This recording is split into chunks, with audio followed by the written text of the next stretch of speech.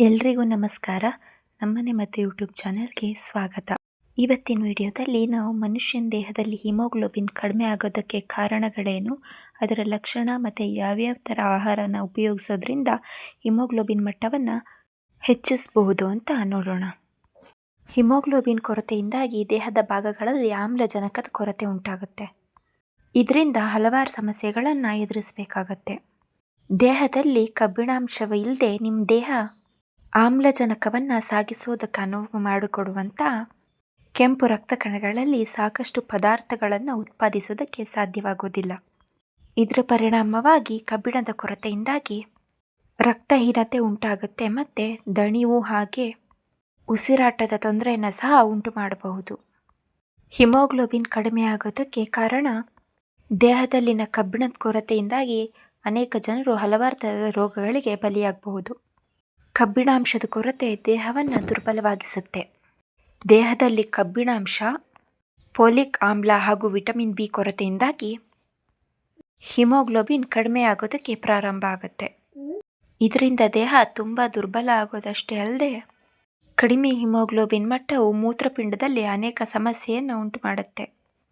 ದೇಹದಲ್ಲಿ ಕಬ್ಬಿಣಾಂಶದ ಕೊರತೆಯಿಂದ ಯಾವೆಲ್ಲ ಸಮಸ್ಯೆಗಳು ಉಂಟಾಗುತ್ತೆ ಅಂತ ನೋಡೋದಾದರೆ, ಮೊದಲನೇದಾಗಿ ಹೃದಯದ ತೊಂದರೆಗಳು. ಕಬ್ಬಿಣದ ಕೊರತೆ ರಕ್ತಹೀನತೆಯು ತ್ವರಿತ ಅಥವಾ ಅನಿಯಮಿತ ಹೃದಯ ಬಡಿತಕ್ಕೆ ಕಾರಣವಾಗಬಹುದು. ನೀವು ರಕ್ತಹೀನತೆಯಿಂದ ಬಳಲುತ್ತಿರಬೇಕಾದ್ರೆ ನಿಮ್ಮ ರಕ್ತದಲ್ಲಿನ ಆಮ್ಲಜನಕದ ಕೊರತೆಯನ್ನು ಸರಿದೂಗಿಸೋದಕ್ಕೆ ನಿಮ್ಮ ಹೃದಯ ಹೆಚ್ಚಿನ ರಕ್ತವನ್ನು ಪಂಪ್ ಮಾಡಬೇಕಾಗತ್ತೆ. ಇದು ಹಾರ್ಟ್ ಅಟ್ಯಾಕಿಗೆ ಕೂಡ ಕಾರಣ ಆಗಬಹುದು. ಎರಡನೇದಾಗಿ ಗರ್ಭಾವಸ್ಥೆಯಲ್ಲಿನ ತೊಂದರೆಗಳು.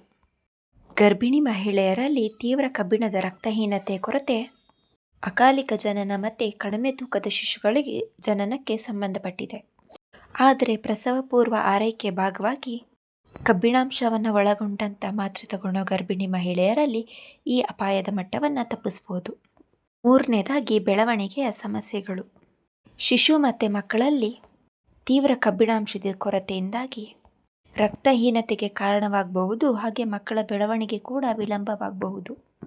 ಹಿಮೋಗ್ಲೋಬಿನ್ ಕೊರತೆಯಿಂದ ಉಂಟಾಗೋ ಲಕ್ಷಣಗಳನ್ನು ನೋಡೋದಾದರೆ, ವಿಪರೀತ ಆಯಾಸ, ದೌರ್ಬಲ್ಯ, ತೆಳುವಾಗಿರುವಂಥ ಚರ್ಮ, ಎದೆನೋವು, ವೇಗದ ಹೃದಯ ಬಡಿತ ಅಥವಾ ಉಸಿರಾಟದ ತೊಂದರೆ, ತಲೆನೋವು, ತಲೆ ತಿರುಗುವಿಕೆ, ತಣ್ಣನೆಯ ಕೈಗಳು ಮತ್ತು ಪಾದಗಳು, ನಿಮ್ಮ ನಾಲಿಗೆಯಲ್ಲಿ ಉರಿಯೂತ ಕಂಡುಬಂದರೆ, ದುರ್ಬಲವಾಗಿರುವಂಥ ಉಗುರುಗಳನ್ನು ಹೊಂದಿರುವಂಥದ್ದು, ಹಾಗೆ ಹಸುವಾಗದೇ ಇರೋವಂಥದ್ದು. ಇನ್ನು ದೇಹದಲ್ಲಿ ಹಿಮೋಗ್ಲೋಬಿನ್ ಮಟ್ಟವನ್ನು ಹೆಚ್ಚಿಸೋದು ಹೇಗೆ ಅಂತ ನೋಡೋದಾದರೆ, ನೀವು ಸಹ ದೇಹದಲ್ಲಿ ಹಿಮೋಗ್ಲೋಬಿನ್ ಸಮಸ್ಯೆಯನ್ನು ಹೊಂದಿದ್ದರೆ ನಿಮ್ಮ ಆಹಾರ ಪದ್ಧತಿಯಲ್ಲಿ ಕೆಲವು ಹಿಮೋಗ್ಲೋಬಿನ್ ಮಟ್ಟವನ್ನು ಹೆಚ್ಚಿಸುವಂತಹ ಆಹಾರವನ್ನು ಸೇವಿಸಿ. ಹಿಮೋಗ್ಲೋಬಿನ್ ಮಟ್ಟವನ್ನು ಹೆಚ್ಚಿಸೋದಕ್ಕೆ ಯಾವ ಕಬ್ಬಿಣಾಂಶಭರಿತ ಆಹಾರವನ್ನು ಸೇವಿಸಬಹುದು ಅಂತ ನೋಡೋಣ. ಹಣ್ಣುಗಳು: ಸೇಬು, ಕಲ್ಲಂಗಡಿ, ಪಪ್ಪಾಯ, ಕಿತ್ತಳೆ, ಲಿಚಿ ಹಣ್ಣು, ಕಿವಿ ಹಣ್ಣು, ಸ್ಟ್ರಾಬೆರಿ, ದ್ರಾಕ್ಷಿ ಹಣ್ಣು, ಬಾಳೆಹಣ್ಣು, ಪೀಚ್ ಮುಂತಾದ ಹಣ್ಣುಗಳ ಸೇವನೆ ಹಿಮೋಗ್ಲೋಬಿನ್ ಮಟ್ಟವನ್ನು ಹೆಚ್ಚಿಸುತ್ತೆ. ಜೊತೆಗೆ ಬೀಟ್ರೂಟ್ನಲ್ಲೂ ಸಹ ಹಿಮೋಗ್ಲೋಬಿನ್ ಮಟ್ಟ ಜಾಸ್ತಿ ಇರೋದ್ರಿಂದ ಬೀಟ್ರೂಟ್ನ ಸೇವನೆಯೂ ಸಹ ಉತ್ತಮ. ಇವು ವಿಟಮಿನ್ ಸಿ, ವಿಟಮಿನ್ ಬಿ ಸಂಕೀರ್ಣ ಮತ್ತು ಪಾಲಿಕ್ ಆ್ಯಸಿಡ್ಗಳನ್ನು ಒಳಗೊಂಡಿರುತ್ತೆ. ಇವು ಕೆಂಪು ರಕ್ತ ಕಣಗಳನ್ನು ರೂಪಿಸೋದಕ್ಕೆ ಸಹಾಯ ಮಾಡುತ್ತೆ. ಖರ್ಜೂರ, ಅಂಜೂರ, ಒಣ ದ್ರಾಕ್ಷಿ ತಾಮ್ರ ಮತ್ತು ಕಬ್ಬಿಣದ ಸಮೃದ್ಧ ಮೂಲವಾಗಿದೆ. ಇವು ಕೆಂಪು ರಕ್ತ ಕಣಗಳನ್ನು ರೂಪಿಸೋದಕ್ಕೆ ಅವಶ್ಯಕವಾಗಿದೆ. ದಾಳಿಂಬೆ: ದಾಳಿಂಬೆಯಲ್ಲಿ vitamin K, vitamin C, fibre, potassium ಮತ್ತು ಪ್ರೋಟೀನ್ ಸಮೃದ್ಧವಾಗಿದೆ.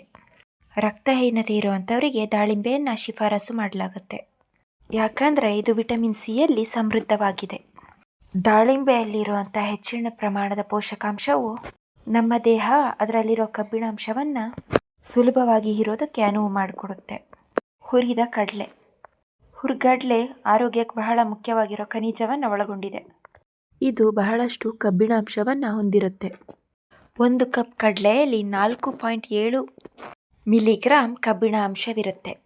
ಇದು ವಿಟಮಿನ್ ಸಿ ಅನ್ನು ಸಹ ಹೊಂದಿರುತ್ತೆ. ಹುರಿಗಡಲೆ ಸೇವನೆಯಿಂದ ದೇಹವು ಕಬ್ಬಿಣಾಂಶವನ್ನು ಹೀರ್ಕೊಳ್ಳೋದಕ್ಕೆ ಸಹಾಯ ಮಾಡುತ್ತೆ.